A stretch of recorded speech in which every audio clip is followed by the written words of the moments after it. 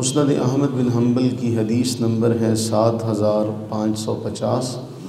حضرت سیدنا ابو ہریرہ رضی اللہ تعالیٰ عنہ بیان فرماتے ہیں کہ رسول اللہ صلی اللہ علیہ وآلہ وبارک وسلم نے ارشاد فرمایا، التسبیح للرجال والتصفیق للنساء او کما قال۔ دو مختصر سے جملے فرمایا، نماز میں امام کو لقمہ دینے کے لیے مردوں کے لیے سبحان اللہ اور عورتوں کے لیے تصفیق یعنی تالی ہاتھ پر ہاتھ مارنا، جسے آپ جانتے ہیں کہ تالی اسے کہتے ہیں، یہ اپنے امام کو لقمہ دینے کے لیے مردوں کے لیے کیا ہے؟ سبحان اللہ کہیں گے، یعنی اور کوئی جملہ نہیں کہا جائے گا۔ حدیث پاک میں اگر مرد لقمہ دیں گے مقتدی اپنے امام کو تو وہ لفظ سبحان اللہ کے ساتھ کہیں گے، اور کوئی لفظ جس سے وہ لقمہ دیں وہ حدیث پاک میں ہمیں نہیں ملتا، یہ یاد رکھنا ہے۔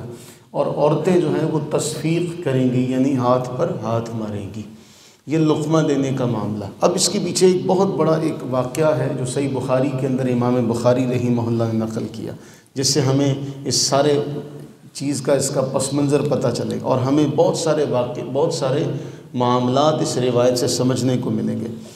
حضرت سہل بن سعد رضی اللہ تعالیٰ عنہ بیان کرتے ہیں، ایک قبیلہ ہے بنو عمر بن عوف، ان کے درمیان کوئی لڑائی کا معاملہ ہوا، نبی صلی اللہ علیہ وآلہ وبارک وسلم ان کے درمیان صلح کروانے کے لیے تشریف لے کر گئے۔ اس دوران نماز کا وقت ہو گیا۔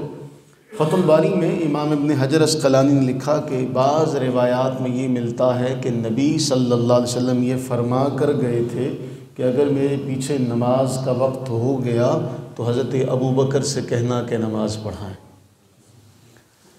رضی اللہ تعالیٰ، اور معاملہ ایسا ہو گیا، نماز کا وقت ہوا، مؤذن نے حضرت سیدنا ابو بکر صدیق رضی اللہ تعالیٰ عنہ سے عرض کیجیے آپ لوگوں کو نماز پڑھائیں، تو انہوں نے کہا ٹھیک ہے۔ حضرت صدیق اکبر رضی اللہ تعالیٰ عنہ نے نماز پڑھانی شروع کر دی۔ دوران نماز یہ ہوا کہ رسول اللہ صلی اللہ علیہ وسلم تشریف لے آئے۔ نماز کے دوران ہی کیا ہوا؟ نبی سرور عالم صلی اللہ علیہ وسلم تشریف لے آئے۔ اب جب تشریف لے آئے تو سہل کہتے ہیں کہ رسول اللہ علیہ السلام نماز کے دوران جب آئے تو سب صحابہ کو پتہ چل گیا کہ اللہ کے نبی صلی اللہ علیہ وسلم تشریف لے آئے، تو سارے صحابہ نے یوں کرنا شروع کر دیا نماز میں تصفیق کا عمل، یوں کہ حضرت صدیق اکبر کو پتہ چلے کہ نماز میں کوئی ایسا معاملہ ہو گیا ہے، اہم ترین کوئی بات، کوئی انہونی ہو گئی ہے جس سے حضرت صدیق اکبر کو پتہ چل جائے۔ حضرت سہل کہتے ہیں کہ حضرت صدیق اکبر رضی اللہ تعالیٰ عنہ نماز بڑی محویت کے ساتھ پڑھا کرتے تھے۔ خیر احساس ہو گیا جب نمازی اس طرح کا معاملہ کریں گے تو امام کو کچھ نہ کچھ تو معاملہ پتہ چلے گا، تو حضرت صدیق اکبر رضی اللہ تعالیٰ عنہ کو پتہ چلا تو آپ رضی اللہ تعالیٰ عنہ اپنی جگہ سے پیچھے ہٹنے لگے۔ اب یہ سب نماز میں ہو رہا ہے، سب نماز پڑھ رہے ہیں، پتہ چل گیا اللہ کے نبی صلی اللہ علیہ وسلم تشریف لے آئے ہیں، تصفیق شروع کی، حضرت صدیق اکبر رضی اللہ عنہ پیچھے ہٹنا شروع ہوتے تو حضور سرور عالم صلی اللہ علیہ وآلہ وبارک وسلم نے حکم دیا کہ اے ابو بکر انمکث مکانک، اپنی جگہ پر کھڑے رہیں، نماز مکمل کروائیں۔ حضرت سہل کہتے ہیں حضرت صدیق اکبر رضی اللہ تعالیٰ عنہ نے ہاتھ اٹھا لیے، نماز میں ہاتھ اٹھائے اور اللہ تعالیٰ کا شکر ادا کیا، اس کی حمد و ثنا بیان کی، پھر پیچھے ہٹ کے صف میں آ گئے۔ یہ سب دوران نماز ہو رہا ہے، پیچھے ہٹ کر صف میں آگے، جیسے میں آگے کھڑا ہوں اور پیچھے ہو جاؤں آپ کے ساتھ صف میں آ کے شامل ہو جاؤں۔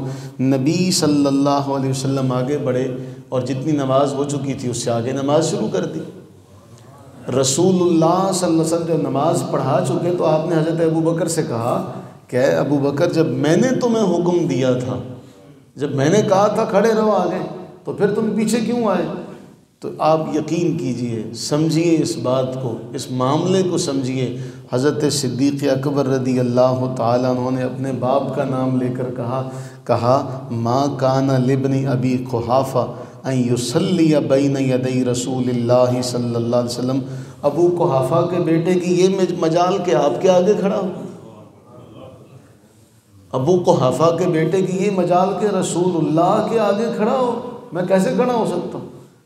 حضور علیہ السلام فرما رہے ہیں انم کس مکانک، لیکن پھر بھی اللہ کا شکر ادا کرتے ہیں اور پیچھے آ کے کھڑے ہو جاتے ہیں اور رسول اللہ صلی اللہ علیہ وسلم نماز پڑھاتے ہیں۔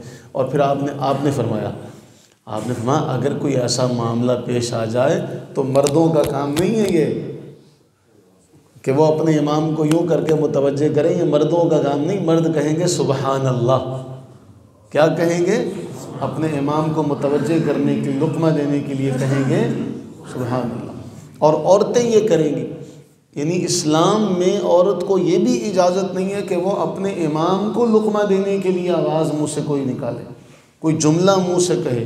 اتنا حساسیت کا معاملہ ہے۔ ہم دیکھتے ہیں کہ موجودہ دور میں دف کے ساتھ نعتیں پڑھانے کے لیے عورتوں کو بلا لیا جاتا ہے اور اسپیکر کے اوپر وہ الیاذ باللہ تعالی وہ ادم مچایا جاتا ہے میلاد کے نام پہ کہ الامان والحفیظ۔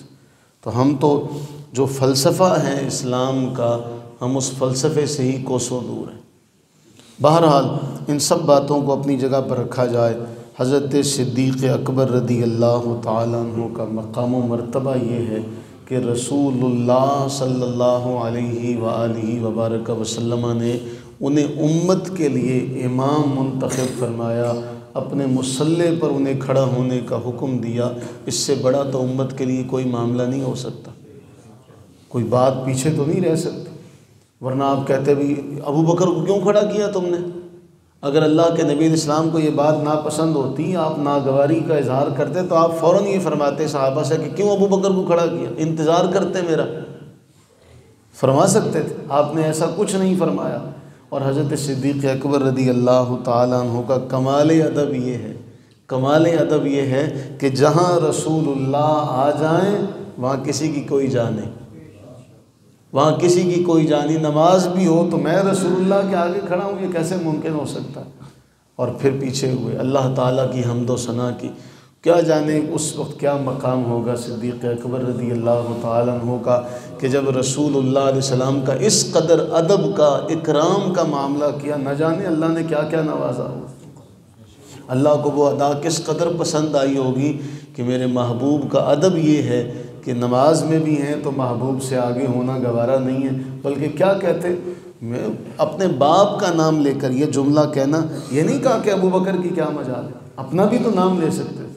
یعنی انتہا درجے کی عاجزی، انکساری اور پستی، یہ میں کو مارنے والا معاملہ کہ آپ کہتے ہیں کہ میں کہاں ما کان لابن ابی قحافہ، کہ ابو قحافہ کے بیٹے کی یہ مجال۔ اس جملے کو سمجھ، ابو قحافہ کے بیٹے کی یہ مجال کہ آپ کے آگے کھڑا۔ اللہ سے دعا کریں کہ اللہ تعالی ہمیں بھی حضرت صدیق اکبر رضی اللہ تعالیٰ عنہ جیسی محبت اور آپ جیسا رسول اللہ صلی اللہ علیہ وآلہ وسلم کا ادب نصیب فرمائے، اور ہمیں بھی نبی صلی اللہ علیہ وسلم کی تعلیمات کو جاننے، سمجھنے اور ان پر عمل کی توفیق عطا فرمائے۔ آمین ثم آمین۔